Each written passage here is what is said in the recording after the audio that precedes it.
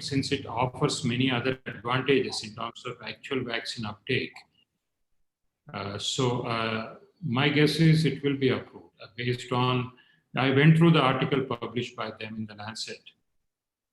So the data pertaining to the standard original dose, that should be adequate in terms of, because that demonstrates 62% efficacy.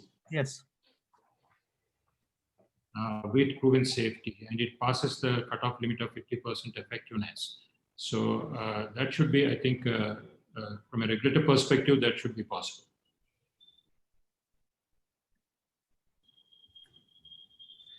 So we are just going live with the webinar now, and we'll give people 2-3 minutes to join, and then we can start.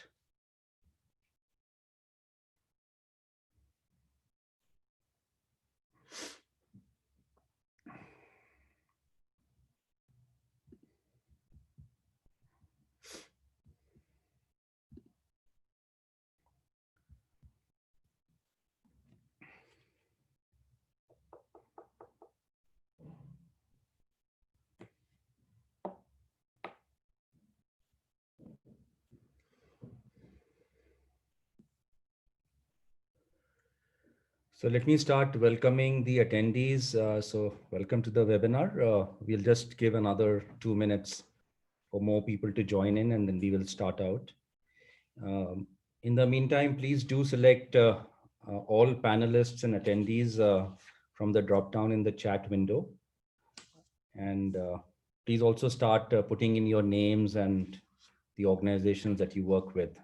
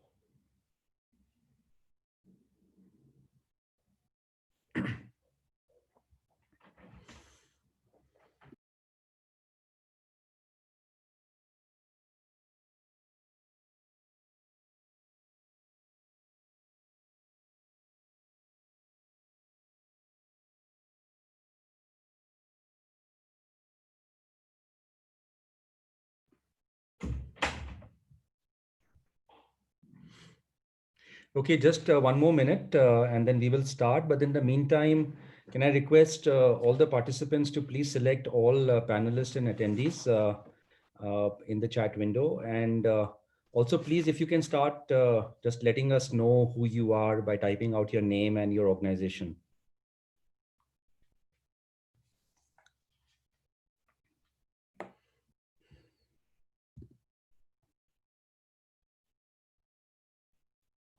Hi, Aishwarya, how are you doing?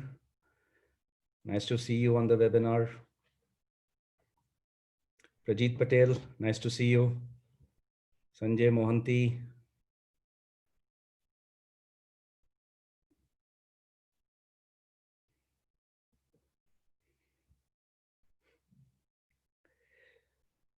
Okay, I guess let's get started. It's 5:02. So first of all, a very warm welcome to everybody to this webinar. It's around one huge topic that everybody in the world is very curious about,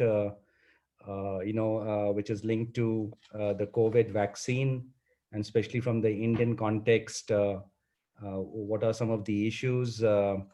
This is the third webinar that we have in the series of webinars that Benori has been holding over the last few months. And this is in association with our dear friend Barnick at Arthur D. Little.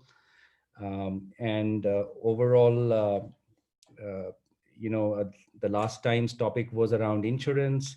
And this time around, as I mentioned, we are really taking up a very, very critical issue, and literally lives depend on this, what's going to happen with the vaccine and so on.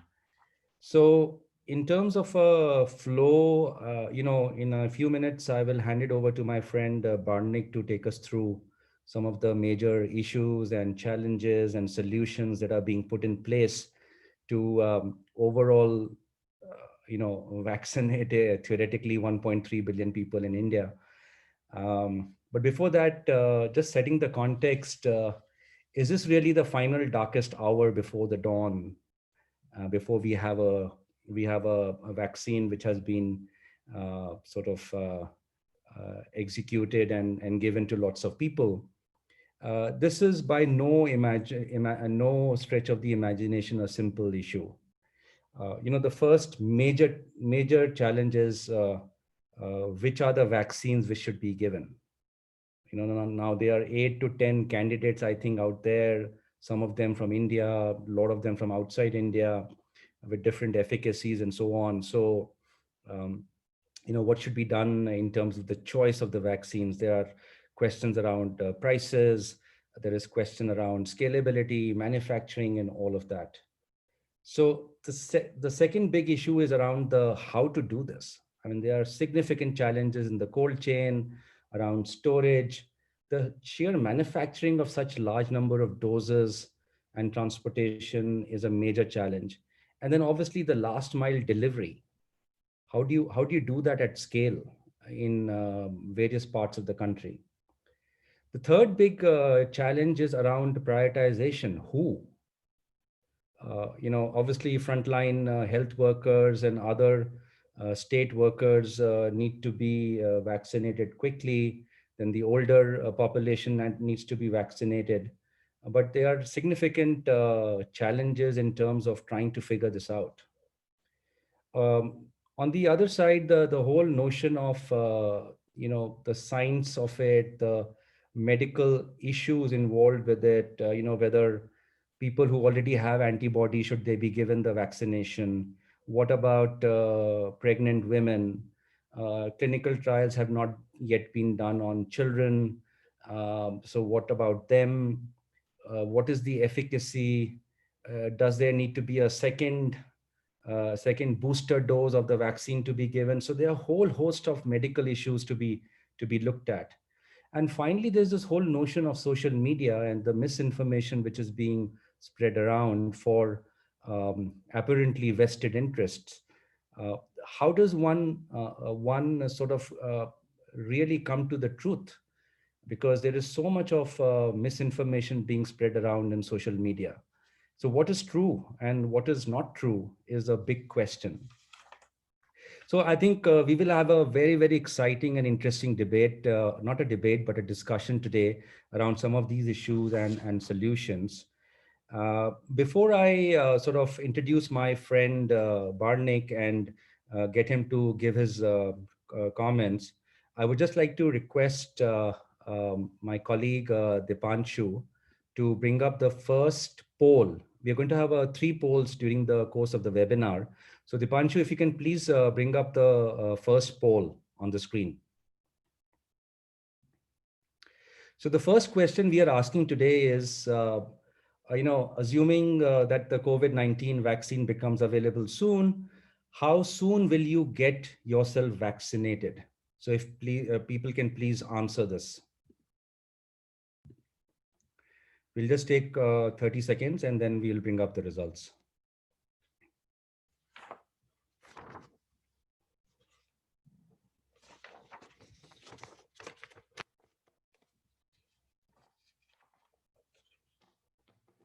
Okay, Dipanshu, can you bring up the results, please?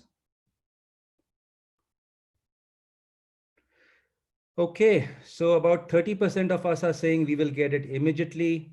Another 40% are saying within 1 year. And there are 25% of us, and by the way, I voted for this one, which is after 1 year. And there is only 7%, which is an interesting thing, only 7% saying that they won't take the vaccine. I think this number in the US as of last month was about 40%. There were about 40% of the US population saying they won't take the vaccine. Interesting. So with that, let me just quickly introduce my friend Barnik. Barnik is, as most of you would be knowing, he's the managing partner of Arthur D. Little for India and South Asia. And before that, he had a very illustrious career spanning over 2 decades at McKinsey. He's also a Silicon Valley investor. He's a board advisor, a published author, and a renowned speaker. So with that, over to you, Barnik.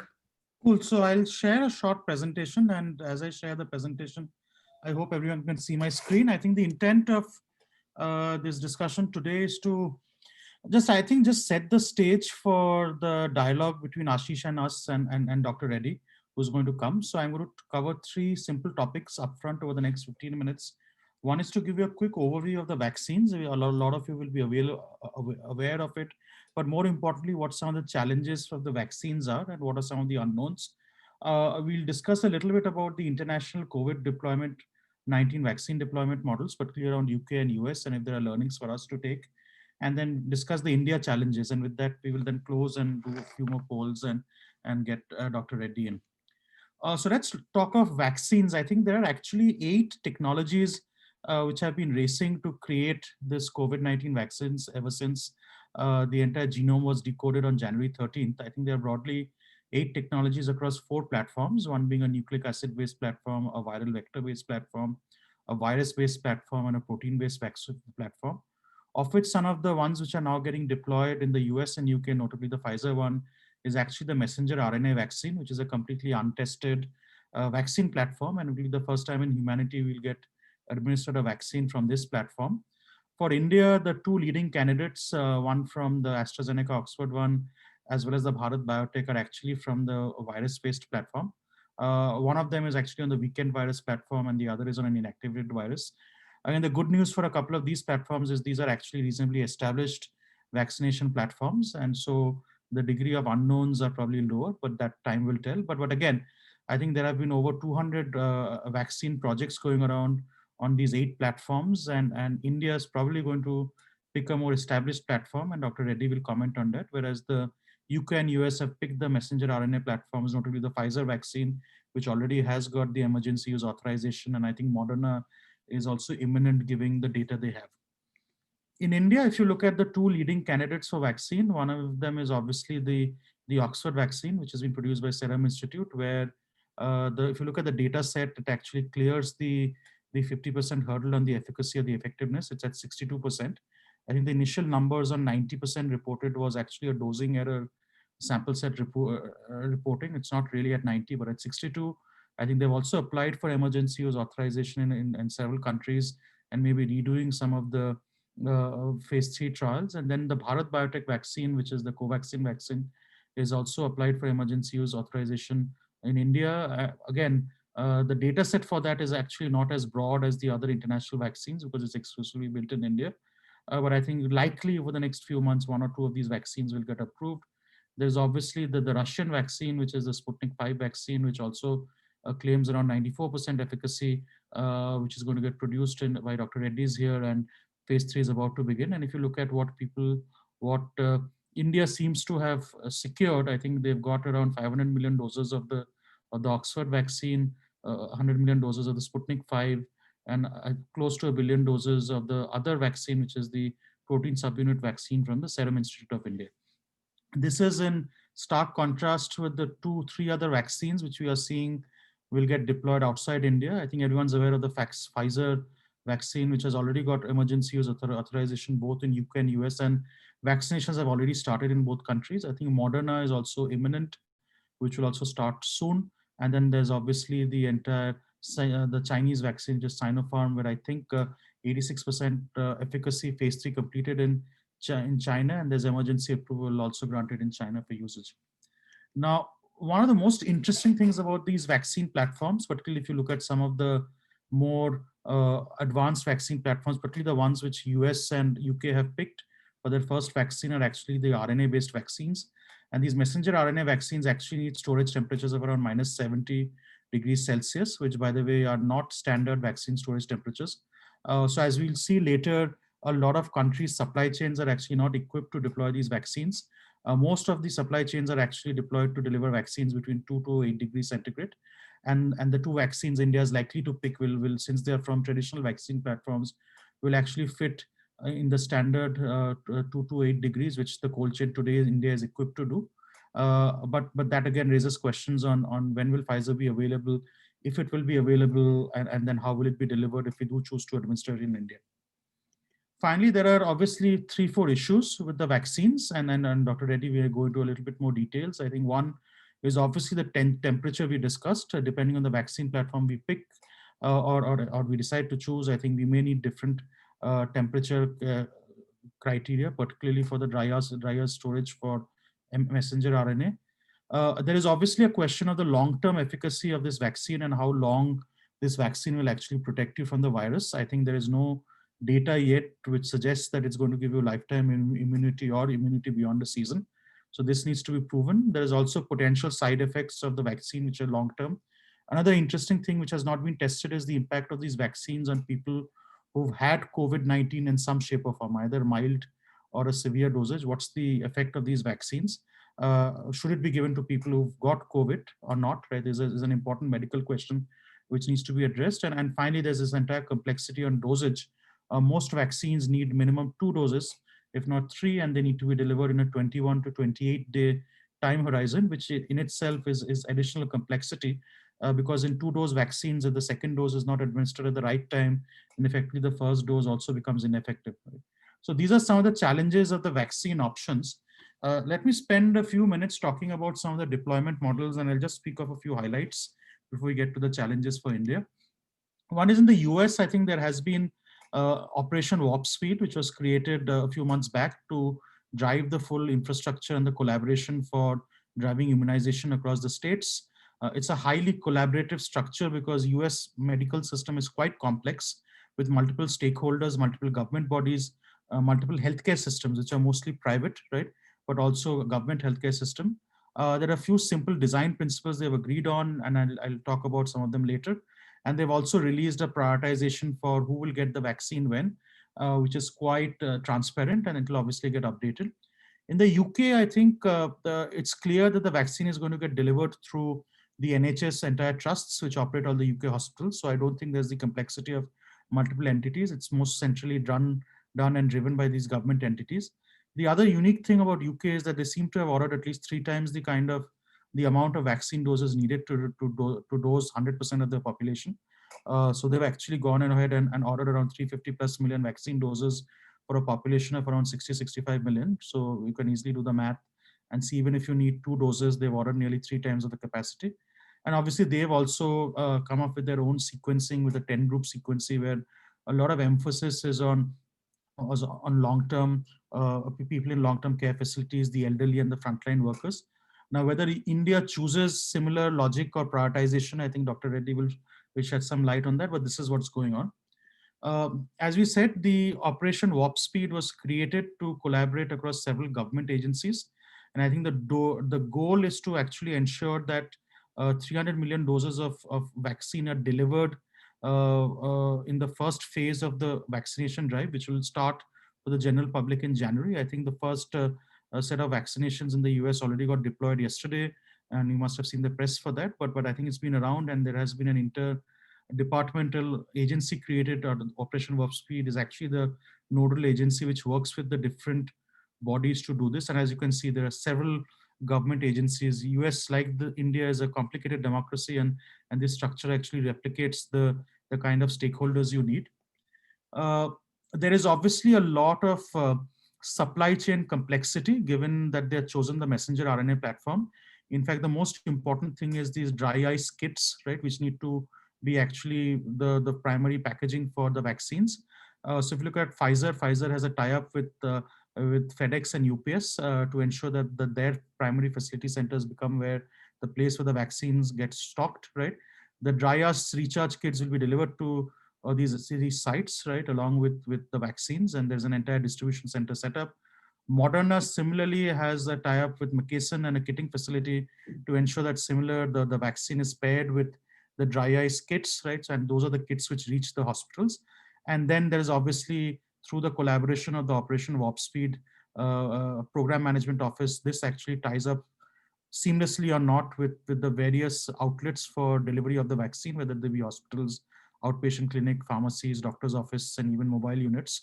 So again, This is different because I think the requirements for storage are different. I think there's a new dry ice kit, which is additional complexity, and we will see how effective the vaccine is delivery is, and what's the wastage level of the vaccines. I think there's a lot of debate and discussion as to whether, given the complexity of managing this, will you see more vaccine wastage than normal, and that may actually drive up the requirement for further doses.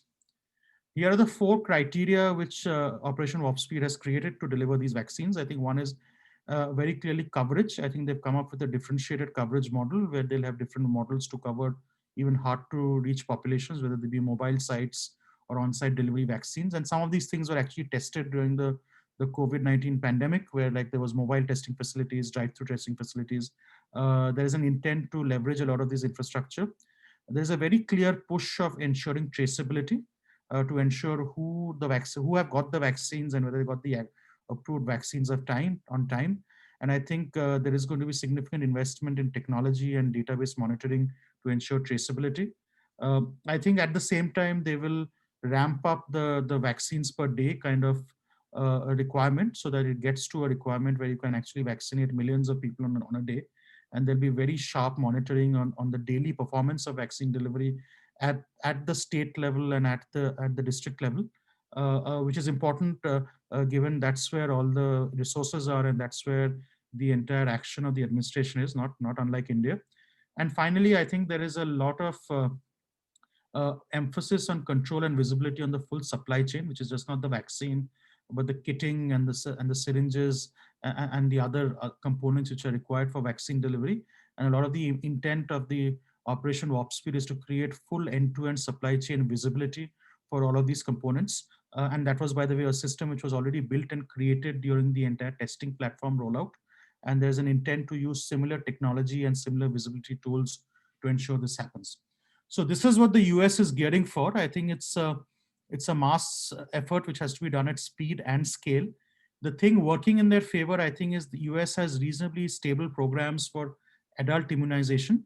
It's a country where there are very standard vaccines you have to take when you're an adult. There is a lot of visibility, and the infrastructure has been used for adult immunization. So that's actually working in their favor. I think what is the additional layer of complexity is the messenger RNA vaccine they've chosen to go with, and the entire dry ice kit that is going to add some complexity and add wastage, but we will see how this deployment happens. Here is the entire prioritization schedule. I think they're going to start with high-risk healthcare workers and first responders, then they'll go with older adults and people of all ages and comorbidities. In phase 2, they'll actually start giving it to teachers and school staff, childcare workers, critical workers at high-risk settings, particularly people who are at essential industries. And in the US, believe it or not, even the food processing industry is a industry of critical importance. People of all ages with any kind of comorbidity and moderate risk will be part of this criteria, and any person in high risk settings like detention centers, homes for disabilities and mental illness, right? And any of the older adults, right, over 60 were not covered in phase 1 will be covered. Phase 3 will start focusing on young adults, right? And workers in industries where occupation are not covered. I think children, I think there will be some cutoff age, right, which I think they're still debating and discussing, but likely children above 12 may also be included in the vaccination program, and people who are not covered in phase 3 will be covered in phase 4. Finally, I think there's a lot of emphasis on and in the US, the study is that COVID-19 has hit vulnerable populations harder than well-off populations. So there's a big emphasis on using the CDC's social vulnerability index, right, to actually prioritize deployment in geographic areas or in clusters where you have more socially vulnerable people. So all things being equal, I think these are some of the clusters where we'll see earlier deployment of the vaccine than other areas. I think the NHS has a little bit more of a segmented approach. I think they've done very clear segregation of the hotspots, right, where they have cases per 100,000 population. They will obviously going to oversee rollout in the places which are hardest hit by the disease, and that's where you'll see. And the darker blue ones is the areas where the hospitals will get access to the vaccines first. That's the primary stocking point. They have ordered nearly 350 million plus doses of the vaccine, and that's a very interesting point because I think they are probably expecting more wastage than other vaccines, probably to do with the complexity. They have also chosen the dry ice kit vaccine today, which is the Pfizer vaccine, so they will see that complexity. And now they've come up with a far more complicated group, right, which is a 9 priority group of people. And I think here the primary classification, at least for the first few priorities, is actually age and protecting the elderly. And then I think it's only from priority 6 that they start putting folks who are medium aged but have high morbidities going down to people who are below. So I think there's a very clear definition of risk, but they are again starting with obviously frontline workers, but people who are their population was above 65 years old in the first 5 sets of priorities and moving down. Let me spend 2-3 minutes on some of the key challenges in India, and I think these are fairly well documented, and I'll just quickly run over 4 or 5 key challenges we see. I think to inoculate a population of 1.3 billion people with at least a 2-dose vaccine, I think we need to think of ancillary goods shortages, and we have to ensure that around 200 crore such items are actually procured at the right time. Second, I think there is obviously an ambitious plan to inoculate nearly 30 crore people in phase 1, and we need to have the right distribution capacity, which is the end-to-end supply chain capacity to deliver these doses. And if you have to do 30 crore, you have to have 60 crore or 600 million doses, which have to be shipped right from manufacturing to the last 10 facility. There's obviously challenges in cold chain, and we are still talking of the 2 degree to 8 degree cold chain challenge. There's a lot of interstate disparity where a lot of states actually have lesser capacity than they need, right? Even if you look at national capacity, a lot of people believe that around 20 cold chain capacity itself is inadequate, and you probably need to activate 2 to 3 times the amount of capacity you need to deploy even phase 1 over the next 3 to 6 months. Again, there is a lot of challenge on wastage in India. If you look at some international surveys, I think 23% of the cold chain points actually reported some sort of wastage of vaccines, and over 30% of this actually didn't have any backup cold chain handlers. So as we think of ordering and as we think of some of these challenges, you will see that this becomes an important factor for people to consider. And finally, I think if you look at a lot of parameters on vaccine management, even though India has done a credible job on child immunization across several, I would say, areas of delivery of vaccines, I think we are still not at the top quartile of performance, and we are at average performance, and we have to really raise our game to manage some of these elements, right? And that's important. I'll spend 2 minutes going through a couple more slides. One is this slide. If you look at, this is the kind of storage we have. And if you look at some of the areas in blue or dark blue, that's where we see a lot of gaps today. And I think there is some public infrastructure augmentation which is needed to fill these gaps. If you look at the cold chain disparities, I think some of our largest and most backward states, right, which are states on the bottom left of the page, actually have fewer cold chain points per 100,000 of population, but also fewer cold chain points per 100 square kilometer. That's where we actually anticipate the vaccine rollout to be slowest, right? Because at the end of the day, it's the capacity of the supply chain which will determine the pace of it. So unless there is a very targeted investment program to augment supply chain capacity here, you will find that people in these areas will actually get vaccines several months after what their counterparts in areas which are on the top right of the page get. And that's an inequity and disparity we have to manage. And then finally, if you look at the poll of the entire vaccine monitoring centers, you look at areas of 30% of cold chain points don't have a backup cold chain handler. There are 26% of facilities which often report stock out of vaccines, and 23% report wastage. So these are some of the challenges which we need to overcome, right? And with this, let me just finish at least this part of the presentation and hand it back to Ashish to do a poll and get some comments from Dr. Reddy, and then I'll close the discussion with some reflections on what India needs to do. No, thank you so much, Barnik. That was an excellent summary of all the issues that we have to address. I think the importance of prioritization, the governance of the entire rollout, and especially very impressive Operation Warp Speed, in the US, and how they have sort of have not almost complete, but near complete control and visibility of the supply chain. I mean, that's really very, very interesting to learn. Maybe towards the end of the webinar, I would like to ask you some questions around the ancillary goods a bit, and how do you fix the cold storage problem in the short term? Because we don't have much time to fix that problem. With that, maybe if I can request Dipanshu to bring up the second poll, please.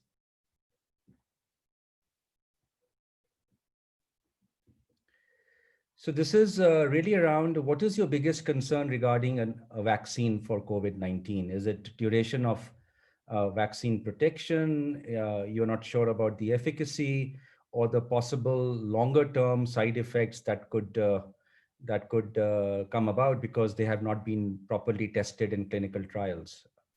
So please respond to this.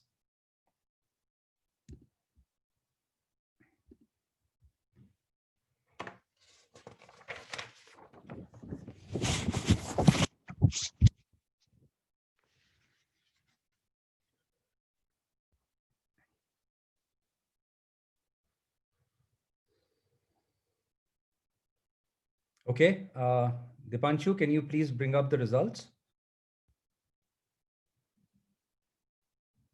All right. So almost 80% of the respondents are concerned about really if there are longer term side effects, which one would not know right now. That is actually a great segue into sort of having a quick conversation with Dr. Reddy. Before I hand it over to him to give his quick comments, let me just quickly introduce Dr. Reddy. He's responsible for the overall development, management, and leadership of the activities of this organization called Access Health in India. He's a board certified cardiologist with a long and distinguished career marked by his leadership of the CARE Hospital Group, which he helped create. The hospital group is now recognized as one of the most advanced complete cardiac care center in the country. So with that, Dr. Reddy, maybe if you can take literally 2-3 minutes and give us some of your comments, and then Barnik and I will ask you a series of questions. Yeah, thanks, Ashish and Barnik. Yeah, it was an impressive presentation from Barnik in terms of the overview that he has given. Most of the concerns that you expressed with reference to the type of vaccine approval and the vaccine distribution, maybe I will be addressing some of the questions that might be posed. But the greatest challenge is going to be how do we handle the mixed health system that we have? Just similar to the US, unlike the UK, where it is mostly the public health system, majority of it. So the ability to stewardship over the private health system in streamlining the distribution, because we did see some missteps as far as the testing was concerned during the COVID pandemic, how there was the confusion at state level as to who has to actually undertake the COVID test. In fact, a majority of the people were not able to access the COVID test because there was no clarity as to what is the role of the private system in providing the access to the COVID test. So one of the greatest fear, I think, is going to be the same thing with the vaccine as well. While the public health system might cater to the beneficiaries of the public health system, but how organized it will be in the private healthcare system, I think that is going to be a big question. But I'm happy to take other issues more with emphasis on the medical aspects of the vaccination, plus some of the logistics aspect of the vaccination. And thanks, Ashish. Sure, Dr. Reddy. So the first question is really around, in your expert opinion, which are some of the candidates that we have on the table right now, which you think will be deployed in India? And over the next 3 to 6 months, there will definitely be more candidates coming up, right? So should they be also incorporated into the mix? Yeah, since it is a public health decision, it is not a personal health decision. Multiple factors have to be considered in deciding which candidate will be the most appropriate from a target of achieving the herd immunity in the population. So one is which candidate passes the bar as far as the effectiveness is concerned. That means whichever candidate demonstrates effectiveness more than 50% effectiveness. That passes the regulatory bar as defined by WHO as well as by US FDA as well. So that means currently at least 4 vaccine candidates have crossed that effectiveness bar of 50%, which includes AstraZeneca Oxford vaccine. Even if you exclude the confusion about the dosing error, but even if you accept the original intended standard dosing, that cohort has achieved almost 62% effectiveness. So in essence, it has crossed the bar by the regulatory approved purpose. But more than the effectiveness, I think the other factors which influence the public health policy decision is in terms of its cold chain, more important, its cost, and third, its production capacity, because you also have facing or likely to face the production capacity challenges of some of the approved front runners. So some of the, for example, if you look at the Oxford vaccine, they already ramped up the production capacity because they had 3 billion dose orders. So the production capacity preparedness, the cold chain, the cost, so these are, I think, equally important aspects as far as which candidate will be selected. So from the available criteria, my own guess, based on variety of factors, including the manufacturing facility being available in India, the AstraZeneca vaccine might be the front runner in terms of the public health uptake. As far as the regulatory approvals are concerned, any vaccine candidate which passes the criteria should be able to be taken up. So my guess is that the Oxford vaccine may be the front runner despite its lower effectiveness. But given the other aspects of it, the ability to vaccinate to the herd immunity is much more feasible with that vaccine compared to the Pfizer or the Moderna vaccine. Yeah, actually, that brings me to the second question, which is around herd immunity. What is your sense? What are we talking about here in terms of timelines? When does the population of India actually acquire herd immunity? And also, just out of curiosity, one sees various different numbers that certain percentage of the population should have the antibodies or whatever, and that's what is called herd immunity. So what, from your point of view, is that number? Is it 60%, 50%? What is it? So the herd immunity, there is a formula based on the reproductive number of the virus. So that is what we call R naught. So for COVID virus, it is estimated that the reproduction number, if you don't take any precautions, don't wear mask, don't wear anything, it's about 2.3. So at that number, if you calculate the formula, the herd immunity, the percentage of people required to get immune developed either by natural means or by vaccination means is 60%. Okay. So if you look at the likelihood of natural immunity in Indian population, as per the second serological survey of ICMR, it was 40:1 asymptomatic to symptomatic. So today we are at 10 million positive cases. That means if you apply the formula, we will be about 400 million people already have natural immunity through the infection, either asymptomatic or symptomatic infection. So by the time the vaccine is going to be available, so 400 million is approximately 30% of the population. So by the time the vaccine is going to be available, my estimate based on the doubling time, which is prevalent today as per the curve, we'll be reaching at least 40 to 45% of population. So that leaves only a target of 15% of the population reach a herd immunity level.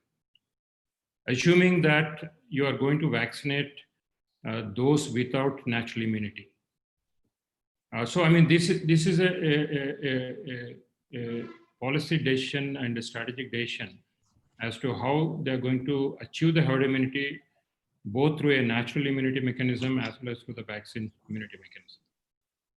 That only poses a challenge. Do you have to screen people before vaccinating for the evidence of already antibody immunity in them? That poses another logistic challenges of testing people before vaccinating. Yeah, so these are some, in fact, when I looked at the warp speed protocol, they did not mention about the prior infected people at all. So that means they are proceeding irrespective of prior infection status to vaccinate the entire population.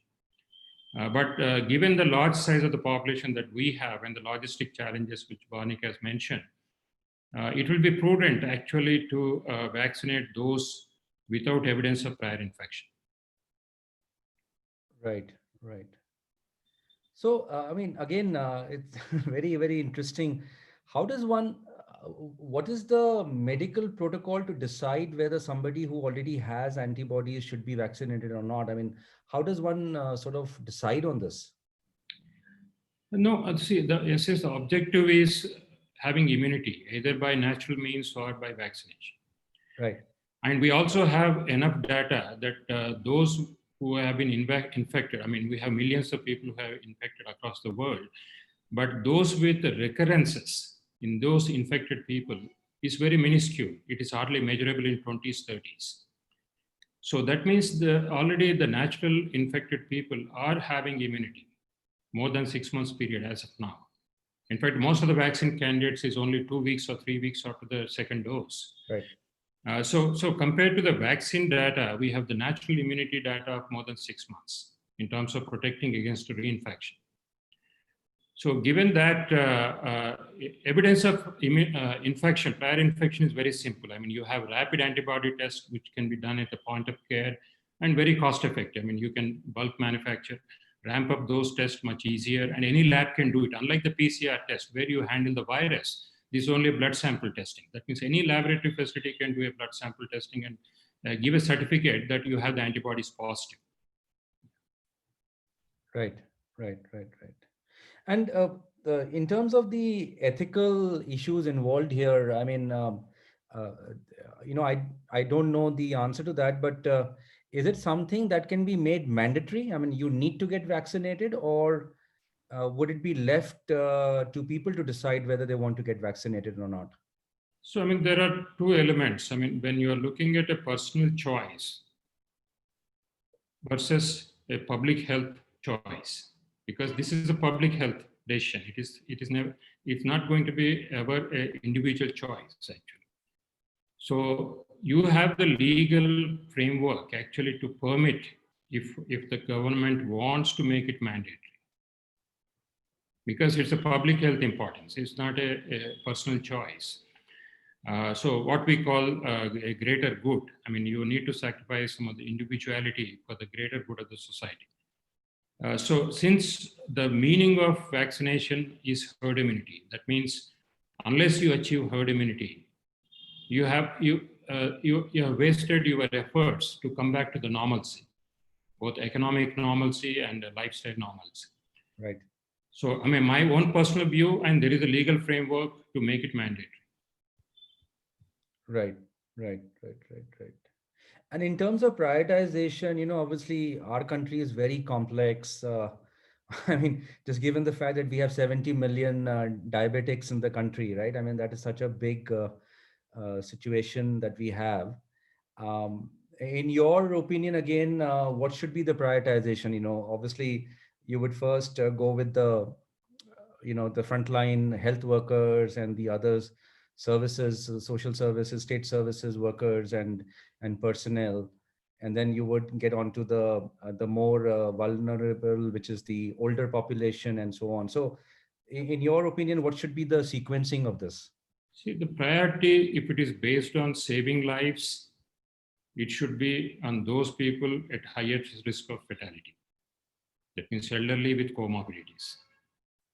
If the priority is to prevent spread of the infection, which to me is not a major concern today with the current level of social distancing and the face masking and sanitization, because we are already in the declining curve. So then the health workers assume the priority because they can be the spreaders to others. So this, I mean, my answer to that question is, are we prioritizing to save lives? Are we prioritizing in terms of preventing further spread? To me, further spread is not a big challenge. I mean, given the infection fatality rate and also the overall case fatality rate, The first and foremost is to save lives. So I think that should be the top priority, followed by the healthcare workers, because any isolation because of healthcare workers contracting illness, in fact, that is posing a lot of challenges in terms of shortages of health workers where they are needed. Right. And a final question from my side, and then I'll hand it over to Barnik. But before that, may I request the panelists, the participants to please type out your questions in the Q&A window. And then after we finish the Q&A with Dr. Reddy, I will pick up some of those. What is going to happen medically? I mean, from a technical perspective and a scientific perspective about children, are we going to then have a series of clinical trials being run on children in certain age groups, or you potentially, I mean, you cannot just take the vaccine as it is right now with the data that we have and start giving it to children? I'm sure, I think most of the vaccine products will address some of the people who are excluded from the current trials, which includes the children below 10 years or 12 years of age.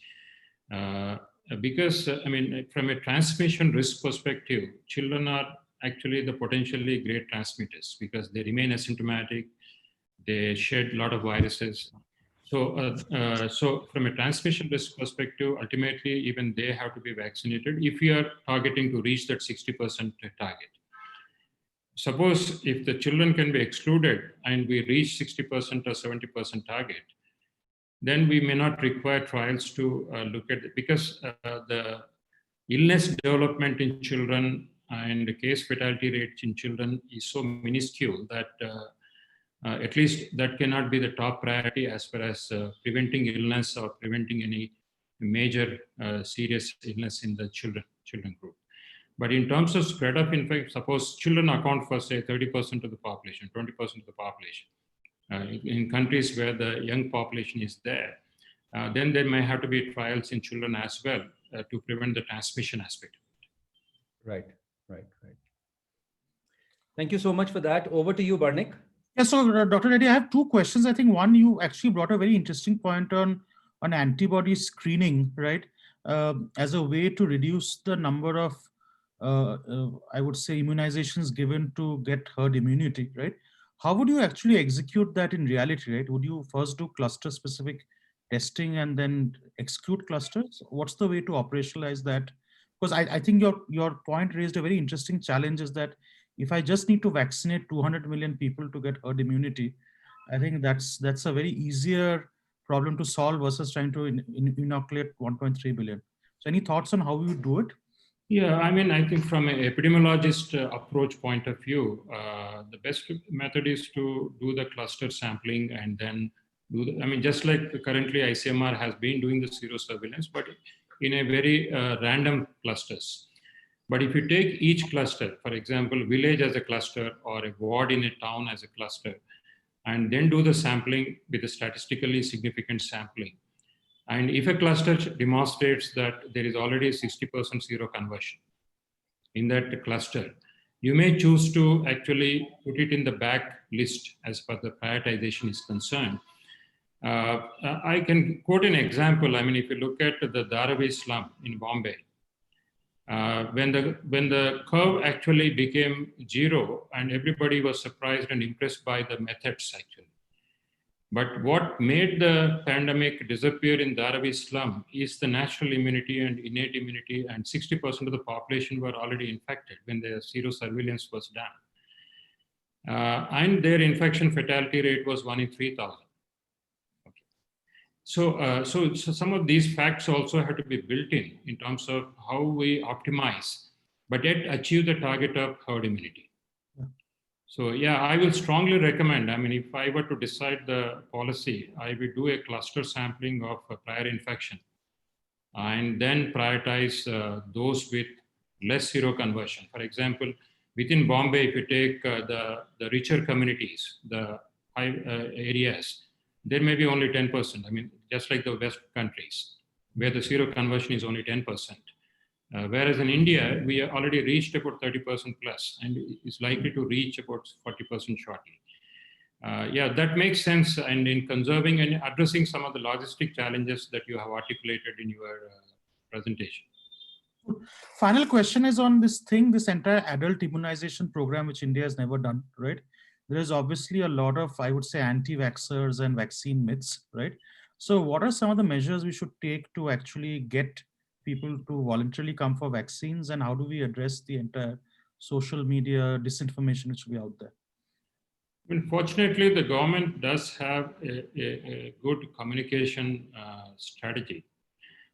What it requires, I mean, like any adult vaccination or any public health communication, it is embedded with the behavioral sciences and what actually influences people behavior. Most of the communication strategy, the government has to decide based on the behavioral sciences and the social sciences inputs.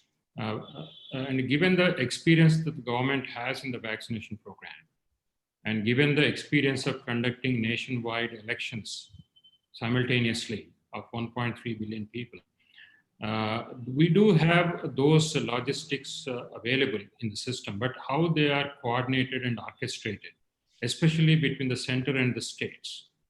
I mean, the politics should not enter into this public health measure. Who is going to pay for the free vaccines? Who are going to be benefited by the free vaccines? I mean, these are, my fear is that the political capital and political activism might unrail some of the plans which are being undertaken at a central level. But whether the states are involved in the planning system, whether the private sector is involved in the planning system, I'm not aware. But ideally, all stakeholders should be involved in the planning system. It should not be a prescriptive, it should be a participatory planning system. Cool. So Ashish, you want to do your poll, and there are lots of questions in the Q&A. We should also get that addressed. Over to you. Yeah, sure. So thank you so much, Dr. Reddy. Dipanshu, if you can bring up the third poll.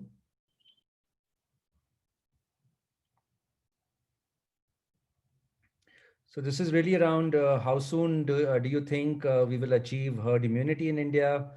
If you believe in Dr. Reddy's 150 to 200 million people to be vaccinated and then we hit herd immunity, then it probably will be in 2021. But let me not bias you. Please answer this question. We don't know if the government will follow the advice, right? So again, Yeah, sure. It's very difficult to tell someone that you will be prioritized last from the vaccine because your community has seen a lot of infections, right? It's not an easy story to tell people. And then the politics of it, right? I mean, there'll be a lot of noise around that. Okay, Dipanshu, do you want to bring this up?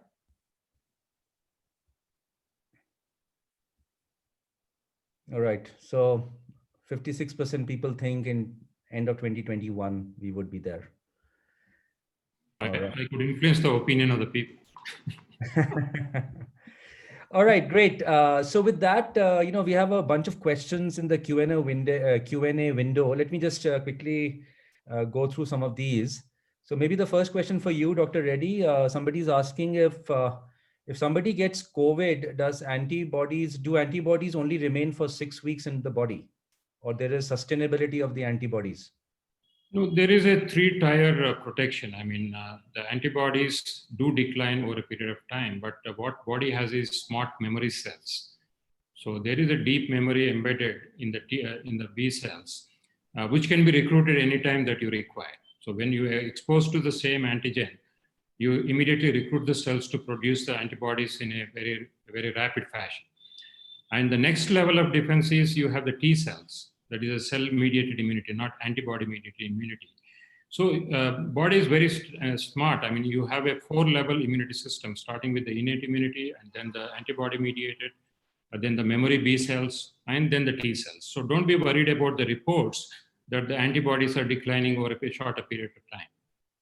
Yeah, it is going to last at least minimum 1 year. So don't be worried at least on that count.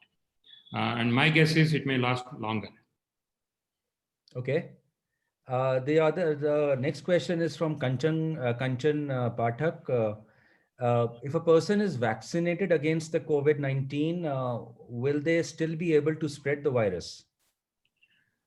Yes, I mean, most of the vaccine studies are addressing one endpoint, that is, are you preventing illness development?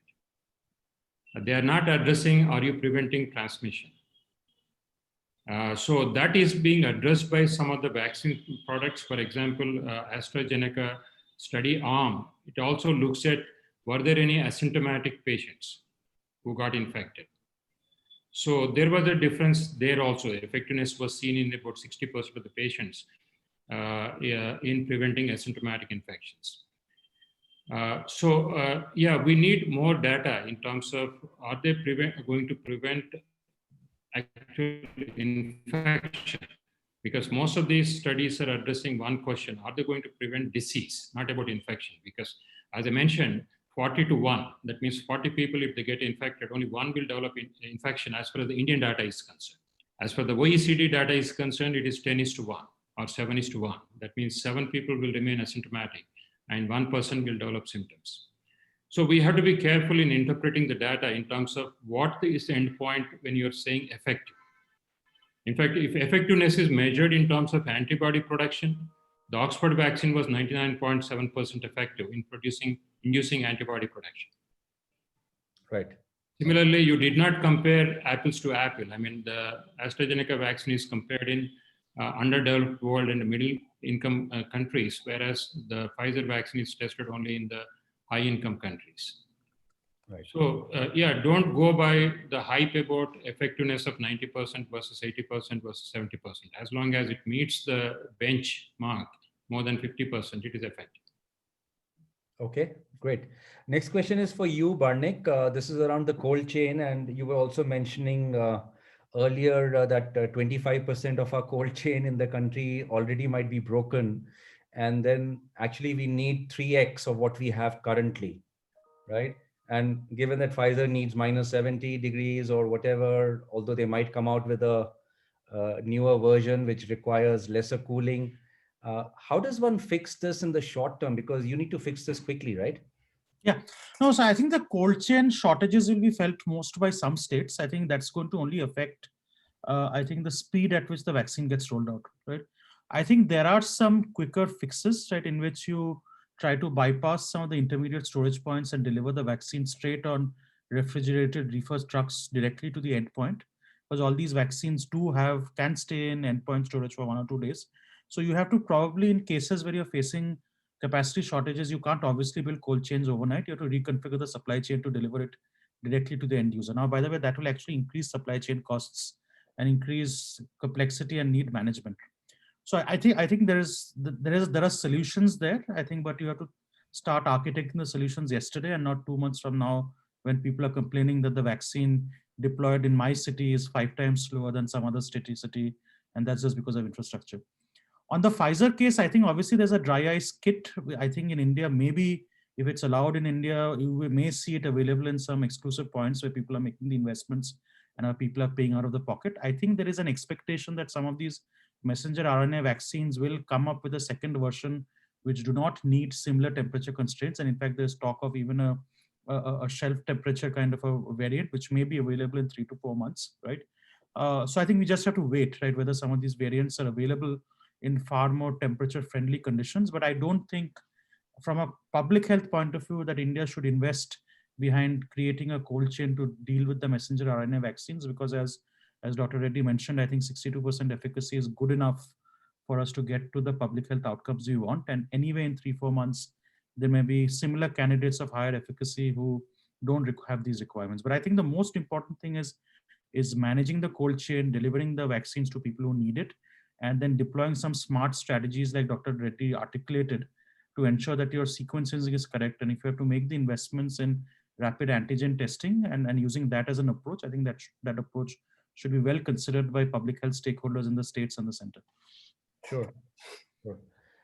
Okay, next question is for you, Dr. Reddy. Given that there will be multiple choices, right? I mean, in the sense that there would be at least 3-4 vaccines available for the Indian population.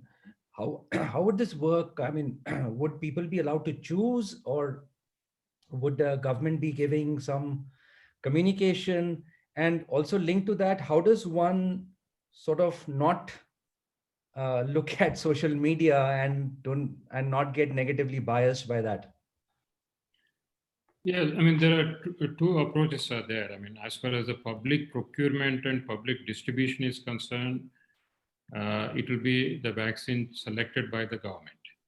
It is the people will not have choices about what vaccine they're going to get. If it is going to be distributed free to the beneficiaries of, I mean, most like all the beneficiaries which come under the public health insurance scheme, the PMJ or Aarogyasri or other state level schemes, they may be getting a free vaccine from the public health distribution system. As for the private distribution is concerned, then you can exercise the choice, free choice, if you are paying the vaccine. But only thing is, I mean, the system should be very robust and foolproof that the data from all vaccinated people, whether it is private or public, in terms of which vaccine is a particular individual received. So I think we did not discuss much on that aspect of it in terms of the data surveillance, the post-vaccine, as well as the distribution. I mean, how you're going to tag each vaccine and then ensure that you have the data of who actually received, who.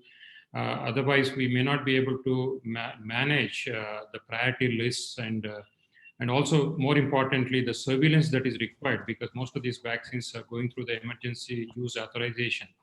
So we need a long-term surveillance, at least 1 year. And unlike other drugs, you can't depend upon the vendor to do the surveillance. As I mentioned, it is a public health emergency. So it is a public health responsibility to collect the data as far as the surveillance is concerned. So I'm sure, I think there will be a digital solution, application solutions to ensure that we'll be having a robust surveillance data with online dynamic monitoring systems. I hope they are doing it.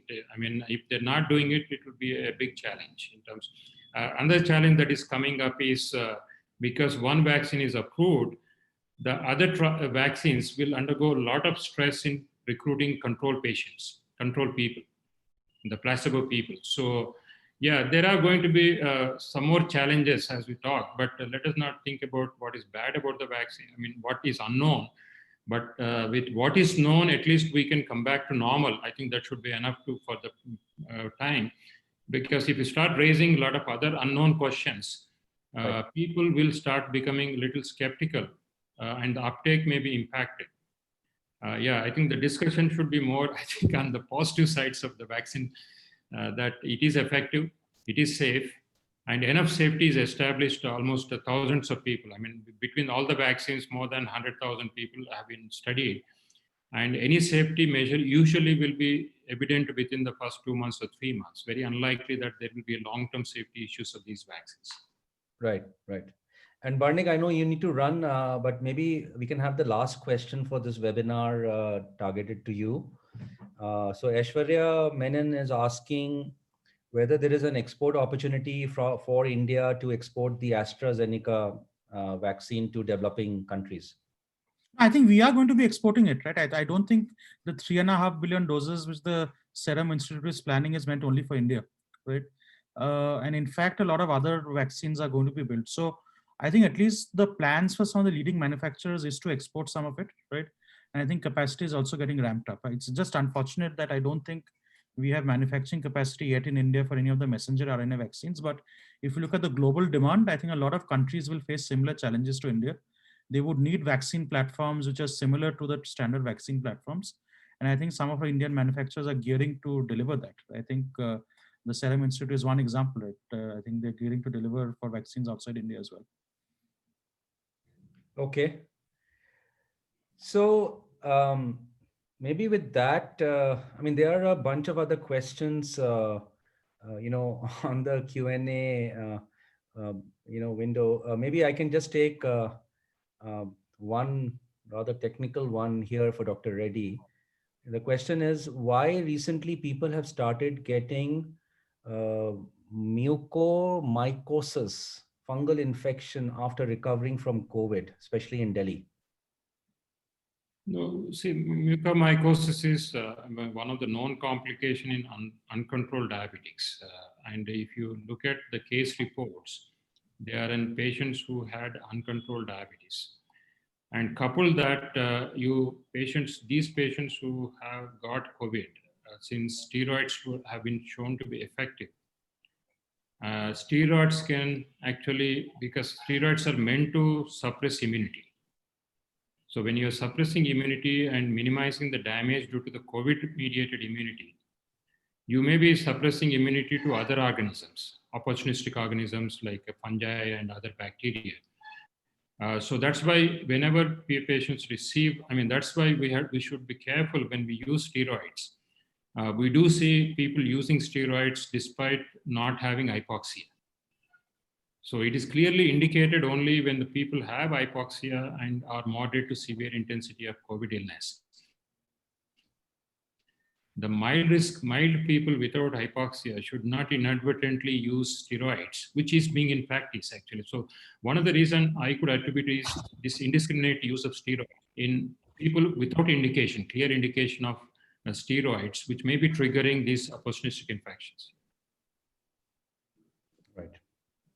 Okay, so with that, we would like to come to a close for this webinar. So really wanted to thank Barnik and Dr. Reddy for spending their valuable time with us and giving us real insights into the problem and potential solutions.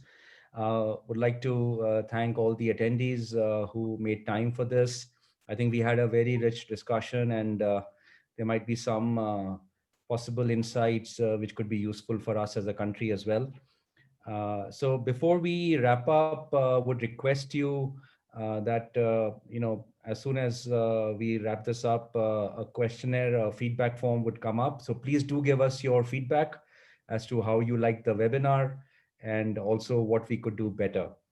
So with that, thank you so much to everybody. And as they say in the COVID world, be positive, but stay negative.